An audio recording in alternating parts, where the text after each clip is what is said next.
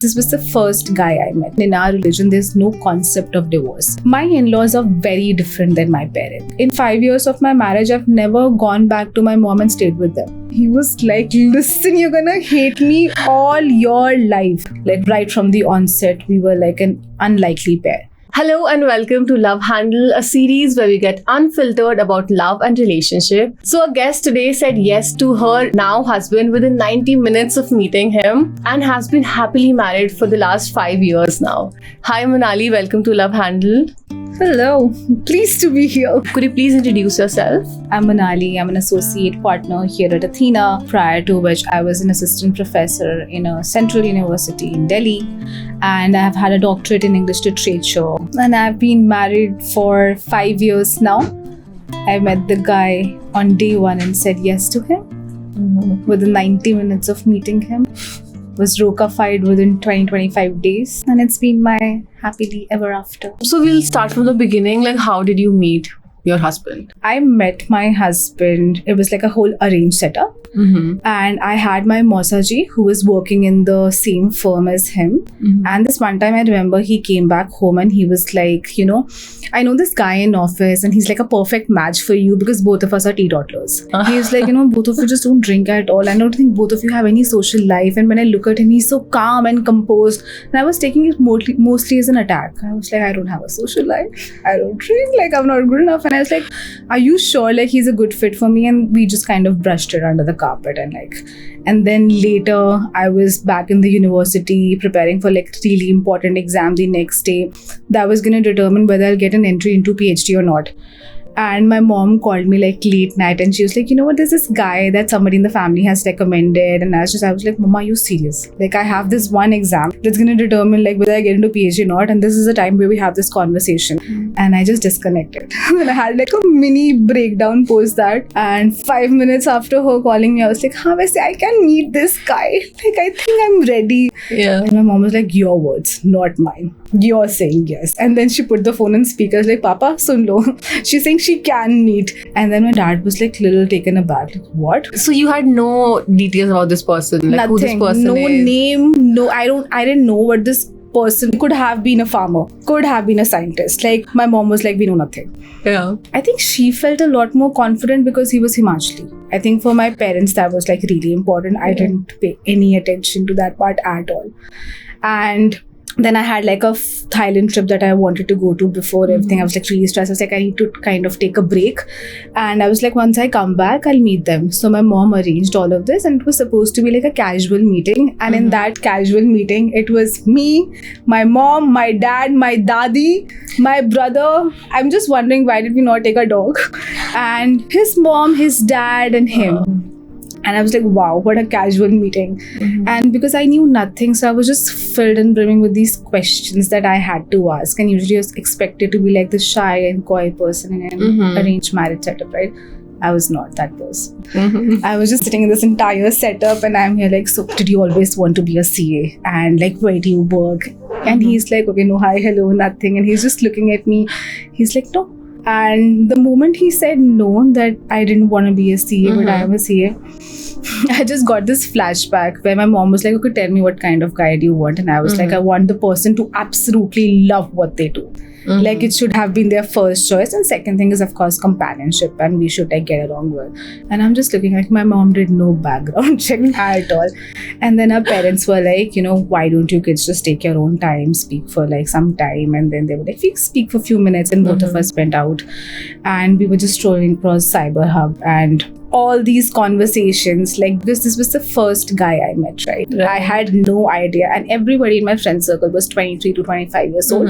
So nobody had actually gone through this. Right. So you're the first person in your friend group to get married? Yes. People are getting married till date. Right. And I'm like, and now I'm the experienced person. Yeah, like I know it all types. And I was asking, did you have anything in mind, like the questions you wanted to ask? Nothing. I was a blank slate. I didn't dress up. Like I was wearing this mediocre black kurta and my mom was like, listen, every day you go to college with these lipsticks and these, I think, earrings that you absolutely, why are you not dressed up? Like, is this just because you're getting back at me? And I'm like, no. I was just like this calm face. No, I think if a person likes me, they should like me without anything, makeup or any sort of like, Right. ornamentation. And my mom was like, wow. She's just gonna go there, say no, come back. Mm-hmm. And then I just went and I don't know. It was like, it. Like it was not a feeling, it was certainty. Like this is gonna be there, he's gonna be there for life. And right after we spoke for somewhere around 90 minutes, if I'm not wrong, and the conversations were like how we've got a new house right now and I filled my house with plants and I'm gonna get 100 more plants, and I'm just being like, oh wow, all I know are oxygen plants right now. And he was all interested in like the kind of education I've done. And then I came back. This was all nothing to do with like how should one be after marriage, or would one be allowed to do a job post marriage, or what kind of help do you have at home, and where do you put up, what are your working hours, and what are my working hours. Didn't have job back then, so I was cool. And I came back and we exchanged numbers, and he was like, you know what, don't smile too much, like our parents are way too excited, they'll just say yes right now, get us roka fight. And I was like, oh yeah. And I controlled my feelings, and right when we were entering inside, I don't know, I could not stop smiling. I was just like gushing and blushing, and I was like, and my mom saw my face, and I just gave like, yeah, I was trying to control my emotions, and I was like, it was a good meeting. And my mom took my thumbs up as like, it's a yes from our end. And I've settled She announced it? Yes, on the table. I've settled in, and she's like, भाई हमारी तरफ से हाँ है, and आप बता देना जो भी हो. And my now husband is looking at me like, listen, we decided like we're gonna take some time. We're gonna take it slow. Yeah. And I'm just looking at him. I was like, she's not wrong though. Like I'm pretty decisive. And then he's like, we'll take some time, it's fine. And I was like, yeah, of course, take your time. And then it was a Saturday, and he pinged me at 7:30 p.m. on a Monday, and he was like, do you want to meet, like you and me? I was so excited. I was like, yeah. And then we went on a formal date, One Horizon, and it was him after work, all dressed up in his formals. And back then I was in college, right? And I was in this cute dress, and I've gone in there like an official date. It just didn't seem like an arranged marriage setup at all. Like if you ask me, if people don't know me, I'll just be like, it was a tough marriage. And I don't know, since then it's been just like us navigating stuff together and being together, but it was yes from day one. I want to ask you one thing, like was there a moment in that first meeting where you felt like, okay, like, this is a person I want to spend the rest of my life with? The first second, I was so like, what happened that first second? I think it's the kind of conversations we had for those 90 minutes. Like you'll also hear when I'm talking about myself, it's a lot of me, I felt that, like I want that, and I needed it, and I felt like if you talk to him, there's no I in his conversations at all. Like he's the only man or person I've met who has zero concept of self. Like his self is all about me and the people around. And I was like, what a blessing would it be to be with somebody who's just not me. Like we're poles apart. And I've always believed in this, like your partner should actually balance you out. Like there's no point in being with the person who's same as you are. Right. And I could just see that clearly right from day one. Like this concept of yin and yang, where you complement each other. Definitely. Like I could see he and I are that. And we have like a good 5 to 6 years age gap, right? So he asked me this question also, like, do you think this could be like a problem to you? And I was just looking at him, and I was like, no, not at all. But I could just see that the balance that he brings to the relationship. So now that you've been together for 5 years, do you feel like the age difference had any impact on the relationship, or had trouble like relating to his experiences? Since I was the younger one, of course, I didn't really have any problem. But I think if you ask him, I think he would have made certainly more adjustments. Like I'm very fun loving, and I'm always like the youngest energy person in the room. And I think he just took it really well. Like he could just see that it's complimenting. I remember this one time right before our Roka also, I was asking him, listen, I can see that our energy is like, I'm always here. Like I'm just always jamming to these sessions, and I'm always walking into like the most energetic person, and I could see he's the calmest person I know. Like he would just sit like this, and he would look at you like he's this person of substance, and me all fluff. And then he said no, he's like, that's exactly the kind of energy that me and my family actually need. Like, and we would love to have you with us. And I think I was just getting, each day I was like sold. Right. Yeah, so that worked out well. And how was the courting phase? We had like 5 months to ourselves, and very weirdly, right after we got Roca-fied, it's very different. So we had somewhere around 20 to 25 days. We met on like somewhere around May, and then in June we got Roca-fied. And in between that phase, it was all about like him telling me, listen, you're too young right now. Do you want to take some more time? Do you even understand what you're entering into? Like each day he was trying to convince me, do you understand what marriage is? Like he was like really worried. What if like this 25-year-old the next day, this is not what I signed up for. Right. Like, you know, and I was moving in with him, like a new family. And as somebody who only moved into a hostel before that, and he would, every day he would ask me those questions. And the moment we got Roca-fied, he was like, listen, this is in for life. Like now you don't even have an option to back off. Like if I'm good, if I'm bad, if I'm ugly, like we're all that we are for each other. And I think it's sunk in really well with me. And we're poles apart, not just in terms of personality, in terms of our beliefs also. So like he's very religious. I'm almost an atheist. And I remember this one time when he was telling me more about like how the marriages would be like, what exactly would our Panditji talk about. He knew all the mantras already, like, and 2:30 a.m. in our morning, he's like repeating right after him. And then he told me this one thing, he whispered, he's like, you understand, in our religion, there's no concept of divorce. You tell me you find a word that resonates with divorce. We don't have it in Hinduism. Right. And then I was like, yeah, as somebody who was studying literature, I was like, oh wow. Then I did a lot of research and I was like, he's right.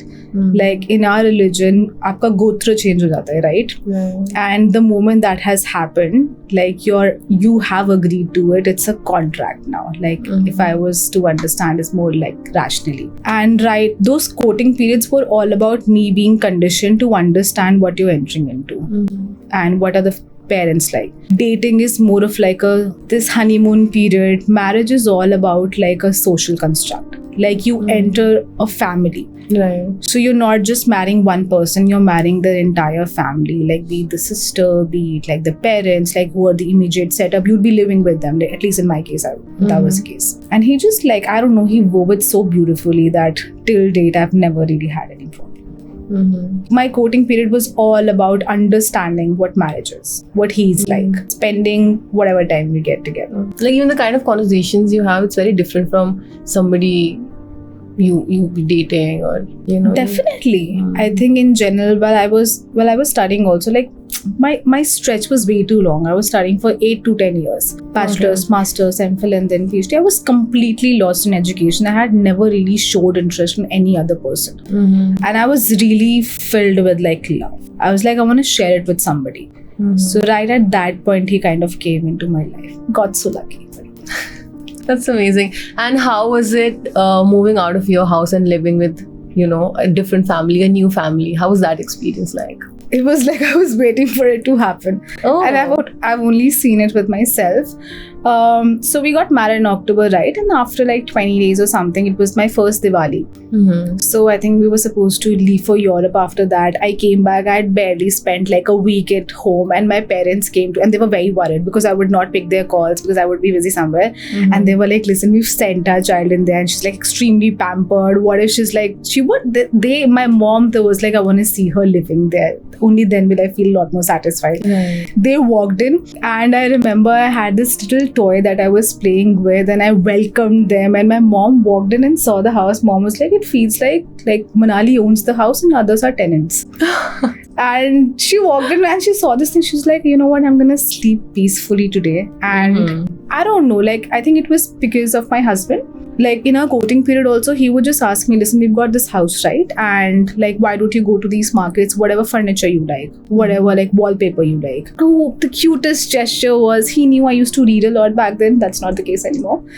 And so he made like a bed for us, right? So our bed actually has like a whole library section. Oh wow. So when I sleep in here, there's like an entire bookshelf, and it has all my undergrad, masters, MPhil, all that I've done, the journals, any paper I've published, it's all there. And then these really cute reading lights attached to a bed. And he was like, my wife is going to be like reading a lot, which is no longer the case.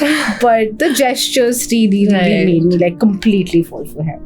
And what about in-laws? My in-laws are very different than my parents. Like my mom was like very independent, and the kind of family I also come from, it's more of like matriarchal setup. Here that's not the case. My father-in-law is like the person he's that common thread that ties the entire family together. He's had his own fair share of struggles, and he's never let that impact the kids. So that's why I think the kids are also that sorted, that grounded. Me, all about like having like a chauffeur-driven car and all pampered. I would say I like this dog. Next day I would have that dog to myself, as opposed to the kind of setup is there. But right when after I walked in, it's very surprising for me to kind of also see how well they adjusted. Like I think when we always talk about somebody moving in post their marriage, it's about have you been able to adjust. For me, I can very proudly say that was never the case. Till date, it's them adjusting to stuff without compromising on the shared values.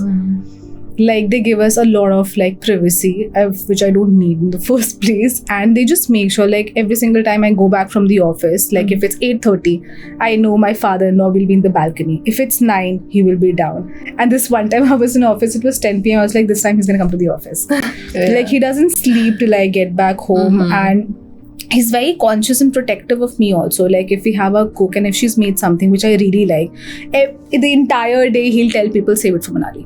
Like she's gonna come back and want it, like let's make sure we have it. And extremely mindful of that. When I was doing my PhD, it was the kind of support that I now realize I would have not have been able to complete my doctorate without their support. I was not working back then, I was at home. And naturally as the new bride, I wanted to contribute to the work at home as well, right? Like I would help my mother-in-law out, but she would be like, listen, you get up early in the morning, you devote your entire day to studying, and then she would ask me to take a nap in between. She's like, you're so tired of studying, go and sleep. So she built like an entire system for me, and till date I've never missed my mom. Like in 5 years of my marriage, I've never gone back to my mom and stayed with them. I don't like staying out of my house. Like I practically own this house. Like I'm always craving to be back.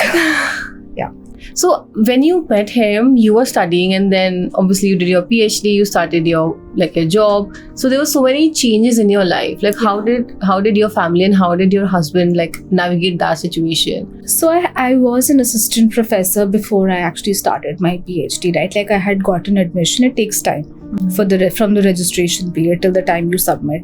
The usual time is like 3 to 6 years. My mentor, an absolute blessing, was like, you know what, you've gotten married. We're going to ensure that you wrap it up within the 3 years. And I think within the period, my husband was kind of able to know. He noticed it. He was the first one to notice that part. That just being in house during the COVID time was really impacting me. Like because there was this constant delay in my PhD viva, and he was like, you know what, like this is where I have to put my foot down. I don't care what kind of work you do.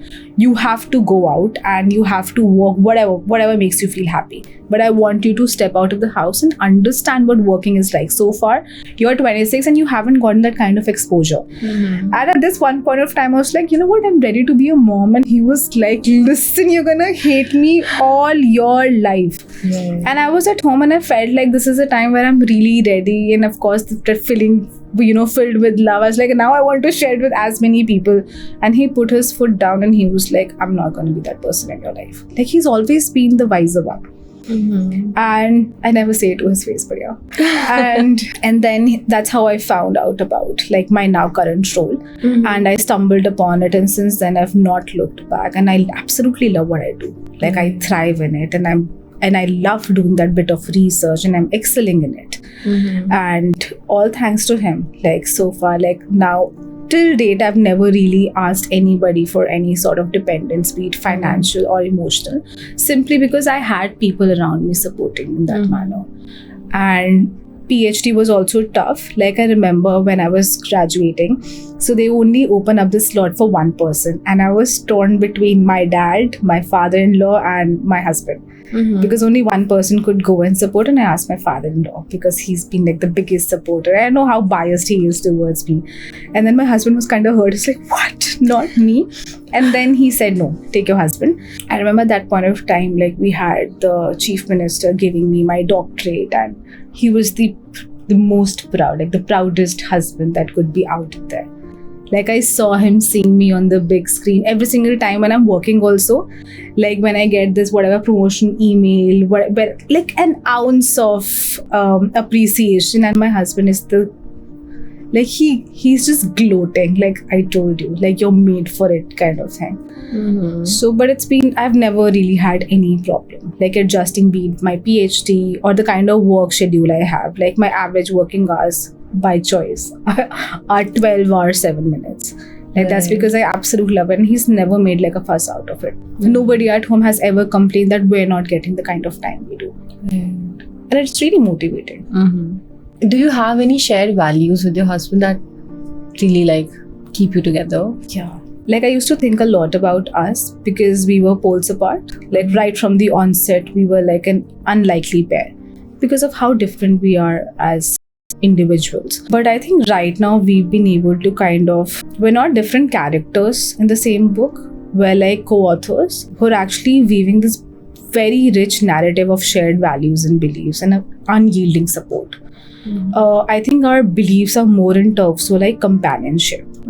Like we understand, like we absolutely love our parents. I love my in-laws. Like there's mutual love and respect, but it's him and me at the end. And like if today he was just to kind of leave his job and be like, I want to start something of my own. I don't want to do anything at all. He knows I have zero qualms about it. So just that mutual support and for each other. I think knowing that we've got each other's back, and nobody in my family, friends, acquaintances can say anything against him. They know it'll trigger me. Like I have this whole look, be like, listen, you crossed the line, you can't. So I think both of us have kind of established that no matter how different you are, we're there for each other. And what about your interests? So you love reading. Does he also read? He's reading foreign laws right now. And right before I came this morning actually, so when I was coming, he came back from the gym and he was like, I looked at him and he was going to work from home today. I was like, I just told him 2-3 chores, like maybe reach out to this help and make this thing done, and I've kept food outside, put it in the fridge. And he just looked at me for 5 seconds and I was like, okay fine, I had to rush for the office. I said bye, and then he WhatsApped me. He's like, is there something we need to talk about? And I was like, what are you talking about? I was like, no. He's like, do you think I'm not contributing enough at home? Do I need to do better? And I'm like, and I was just reading those messages. I was like, no, not at all. He's like, actually I've been reading a lot more about foreign laws and I've been working on them, right? So I've been kind of lost. It's not like I don't listen to you. So if you ever feel like I'm not listening to you enough, and I'm like, I'm on my way to office, I'm crying, I'm like, what have I ever done to deserve this guy? Do you have any favorite memory or favorite moment from any vacation you've been on, or just everyday life? It's a hilarious one. When we went for our honeymoon, so we went to Europe, and there were somewhere around 3 destinations that we were covering. And my husband is the kind of person who's kind of waited all his life to travel with the partner.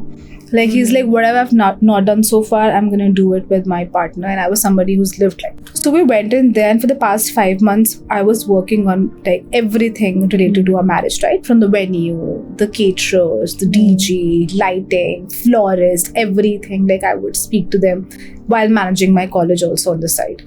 So I had not really slept well for a good 5 months.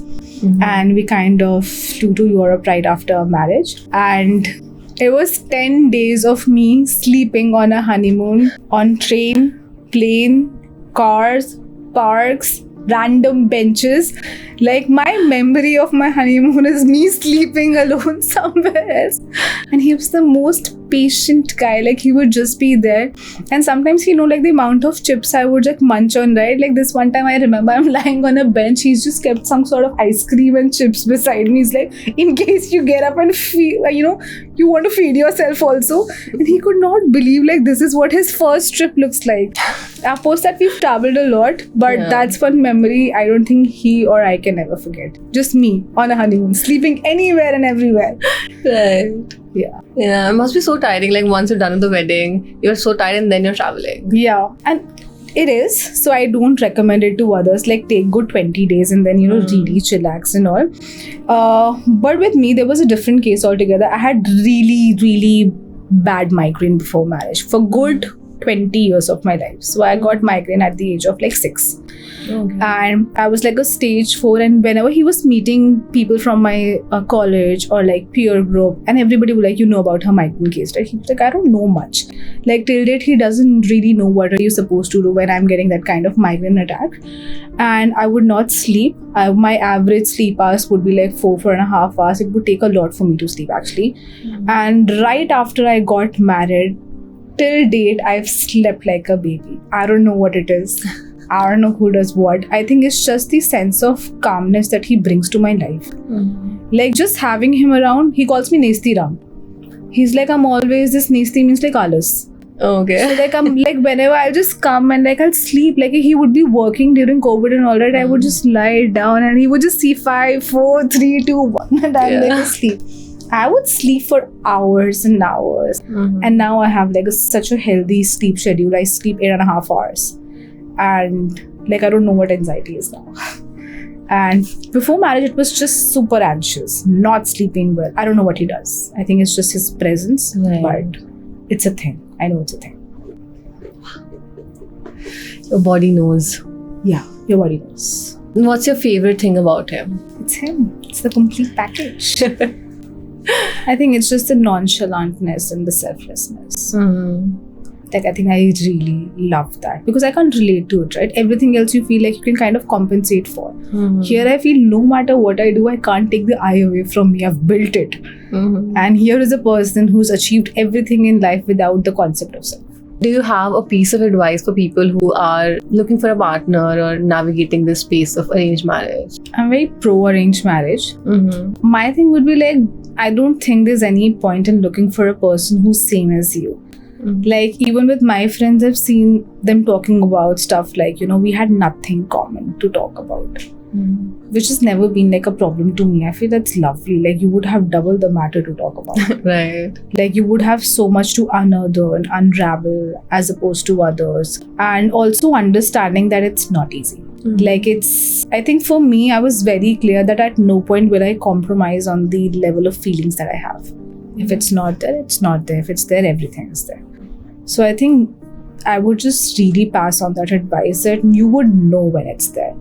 At the same time, don't have these unreasonable demands about like nothing common to talk about or like wasn't tall enough. Tell us a secret that makes your marriage work. It's the Kung Fu Panda secret sauce. There is no secret sauce. I think it's just like the willingness to do it. Like if you ever, it's very easy to give up. It's so easy to give up. Like every day you can be like, nahi ho raha. Like it's tough. Like my life before marriage was so comfortable and I didn't really have to make these tough choices. Why do I have to stay with this one person all my life? And I think you just have to remember it's the idea of companionship. Just willingness to, I think, not give up another person. Like that's the secret sauce. Okay, thank you Manali for all that wisdom. I learned so much. I'm sure our audience has as well. Thank you for watching the video. Would you marry someone you've met for the first time? Let us know in the comment section. If you like this video, please share and subscribe to the channel. Verona Matchmaking Reimagined.